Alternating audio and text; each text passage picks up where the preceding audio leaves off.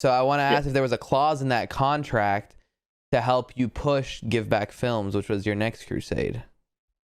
That is a good question, and there was no such clause. No. So Give Back, I built completely from scratch, and I started as a result of selling my Twitter accounts and wanting to move on to a different space.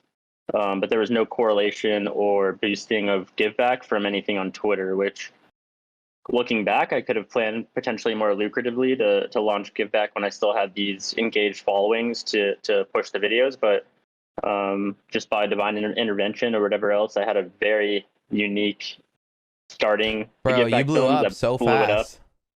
Yeah. It was like tipping a waitress $1,000, tipping a hotel cleaner $500. Giving homeless people $100 was the first video I ever released. Did you ever get shit for filming your kind gestures? Yes. Well, but the channel name was Give Back. Like, what do you expect? Yeah. Give Back Films. It was a great name to not get shit. It comes down to, exactly. It comes down to perspective, I think, because firstly, there's a lot of YouTubers that put on a facade of doing good things. And oftentimes they're either faked or doing it for the wrong reasons.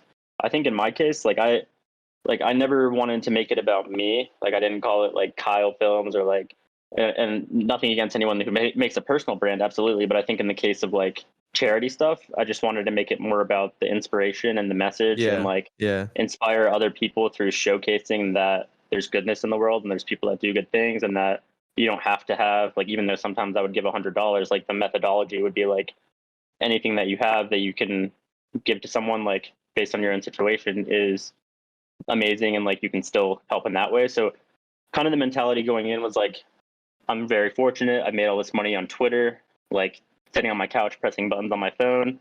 Now I want to give some of that back to people in need, because that's just like my moral foundation, I guess. And my thought process was, okay, I've always wanted to get into YouTube. I've seen a few videos that are charitable, but there was no Mr. Beast yet. There was no Steve Will Do It, anything like that.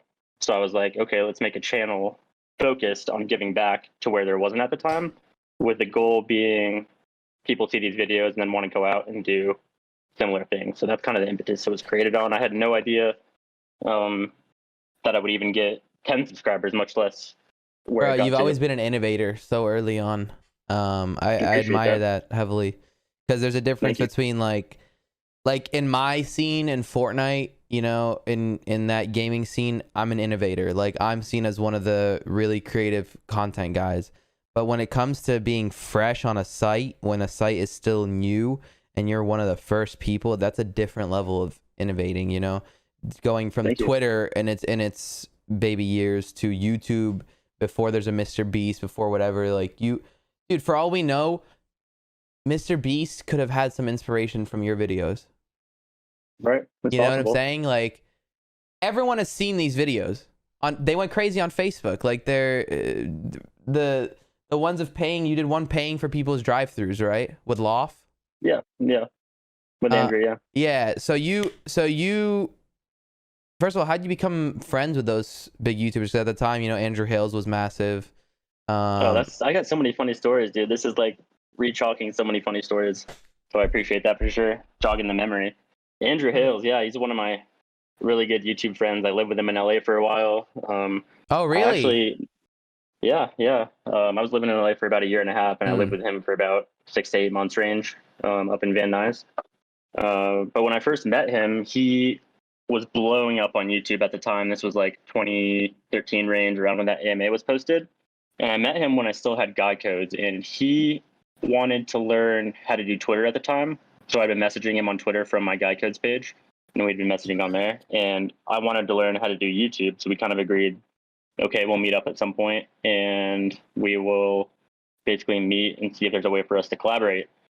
And the funniest thing happened, because I was going on a family trip to New York from the Atlanta airport a couple days after we'd been talking, but before we had ever met.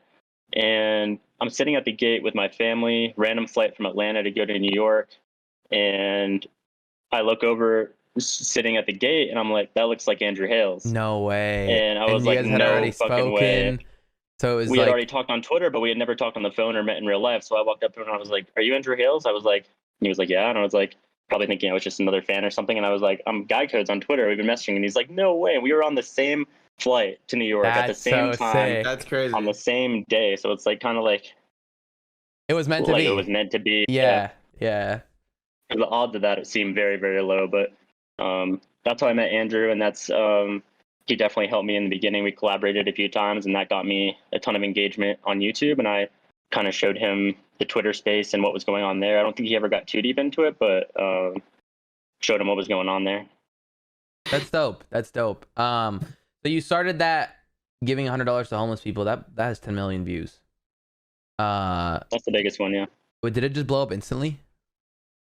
So pretty much, like, and I know in the first week I was up to like over 50K subscribers, I think, and the first couple weeks over 50K subscribers and over 100K views on that video, and it just kind of snowball effect. Like Tyler Oakley, who was really massive Oh at my the time. god, Yeah. Tyler Oakley, Yeah. holy shit. Yeah, he posted it on his blog, and he was like, "Oh my goodness!" Like he like, it was like completely genuine. Like he posted, he was like, "This is really inspiring." Like, because I guess there hadn't been too much of that stuff at the time, and that got it so much traction. And then it got picked up by various news outlets, and it was just snowballing. And it got put on the featured page on YouTube, and at one point it was like top 3 on the trending videos. So that just really snowball affected the channel.